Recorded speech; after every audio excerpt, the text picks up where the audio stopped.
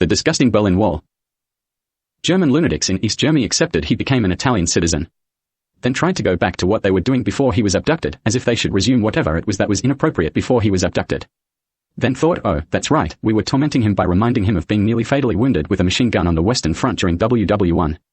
They had been doing it to see if they could make him have a nervous breakdown and regress back to the severely traumatized state he was in immediately after his emergency surgeries.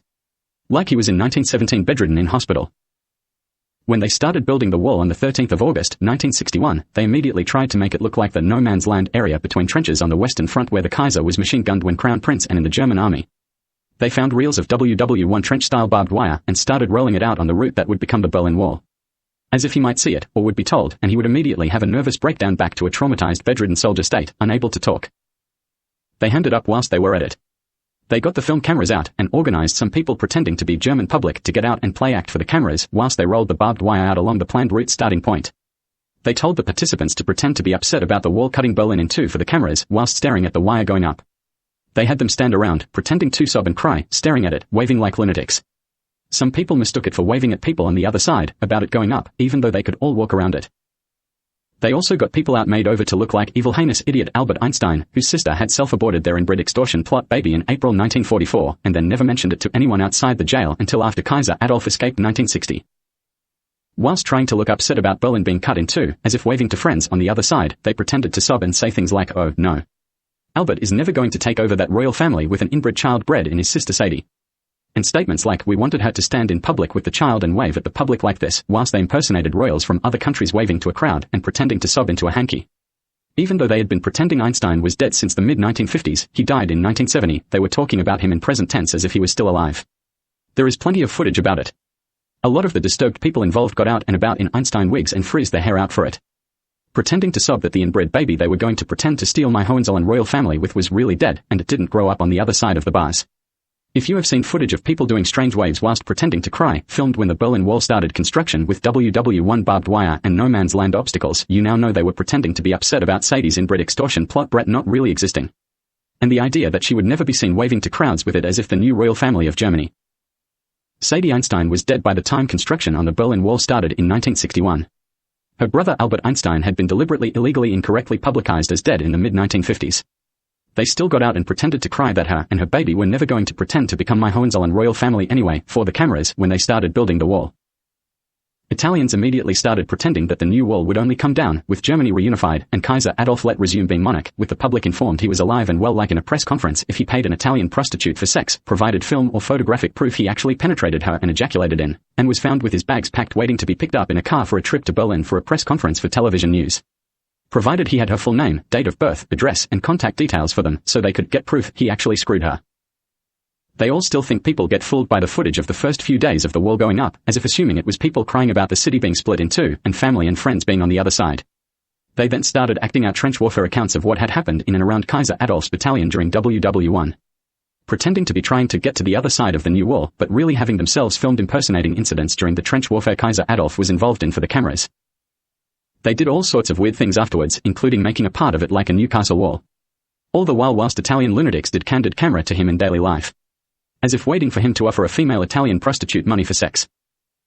They checked to see if he was waiting by his driveway at his new residential address with his bags packed with a prostitute's name, phone number, address, date of birth, and possibly a photo of his semen in her vagina every day by driving past his house to see if he was sitting there with a suitcase. Always thinking that if he was one day, it would be hilarious. They then modified the wall to make it look more serious and obstacle. They started reconstructing parts of it to look like high trench walls from World War I on the Western Front. In some cases standing there with a photograph comparing the new real wall to an image of a WW1 trench wall. When it was finally complete, they rendered it to look like the concrete shoes he wore for 15.5 years when prisoner and made it as wide through central Berlin as the train lines he was held prisoner under.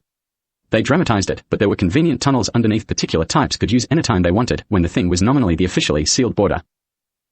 It was so disgusting to me after I was born and authorized as Crown Prince that when it came down, I took very little notice. The main reason being that it came down after the firstborn child was born to my stolen semen in 1989, after my semen was stolen when I was unconscious, outdoors, in October 1988, just over 6 years after Kaiser Adolf died in 1982. I just don't think about if there was any other reason for it coming down, apart from the firstborn child to my stolen sperm being born. I did not have sex with an Italian prostitute or any other female before it did. I will not pretend I did because they broke their own word and took it down without Kaiser Adolf or me actually doing it. Italians regularly stole biological samples off Kaiser Adolf after he settled in Italy, collecting a bizarrely large amount of them. If he went out, his house was broken into so they could pluck clean his razors etc. for hair and other biological samples. In the end, whenever he shaved, he just threw the razor out of the window on the second floor down to the street, waited for it to bounce and make a noise, and then listened for the sound of someone's shoe scurrying over to pause and pick it up and then hurry off again, to keep them out of his house. When he was introduced to the television, they set him down in front of scrapbook-like fake history programs about him, including one program on repeat that featured a still photo of him doing a Wilhelm II salute that never moved. The entire speech they faked for it used a still photo of him with his arm out doing a salute. It had film of an Italian man chewing gum's mouth superimposed over his mouth in the photograph, who pretended Kaiser Adolf only moved his mouth in a salute position, for a speech asking people to go forth into Poland and kill all Jews. Where he could see the gum in the mouth of the Italian idiot involved, who interrupted the fake speech to chew on it like an Italian prostitute every now and then when it was recorded. They sat him down and recorded him watching it, on a flickering fritzy television, with mouths agape and her noises. Kaiser Adolf's hero after he went into politics was his older ineligible brother Ernst Röhm, founder of the Salvation Army charity after World War I. Ernst was horrifically tortured and murdered in 1934, and Kaiser Adolf identified his body as his official emergency contact. They set Kaiser Adolf down in front of the television and made their final mistake. They showed him a fake history documentary on the television that pretended Adolf organized, funded, and ordered the abduction, rape, mutilation, and torture of his older brother Ernst. Then pretended he went to check if the perpetrators followed his instructions. Then pretended when questioned as to why the illegal torture and murder act had happened, Kaiser and Chancellor Adolf had given a speech or two explaining why, and the public and authorities decided it was fair enough, and decided he would not be arrested, charged, or trialed for it. As if he could admit to a crime like that publicly, and be let get away with it if the public and the police decided to let it ride. Everyone who has embellished the fictitious tale of Kaiser and Chancellor Adolf Hitler the Hohenzollern, usually without the Kaiser bit mentioned, ordering his brother Ernst tortured and murdered since is a complete lunatic. Kaiser Adolf viewed the fictional documentary on Ernst's death on television in the early 1960s after being asked to watch it by lunatic Italians around him. It was so they could secretly record his emotional response to it with hidden cameras and microphones.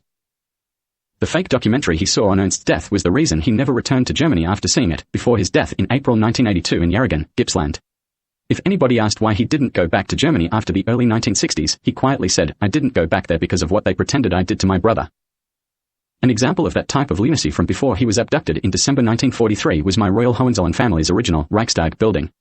When it was designed and then commissioned for construction in 1884, it had a one-quadrant palace apartment for Kaiser Adolf's father Crown Prince Alois Hitler the Hohenzollern to move into to live in when it was completed.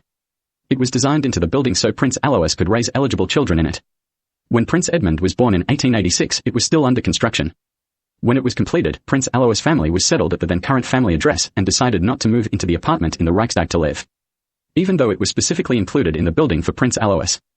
Prince Adolf got teased mercilessly by others that his father never moved in, and he never got to grow up in the Reichstag.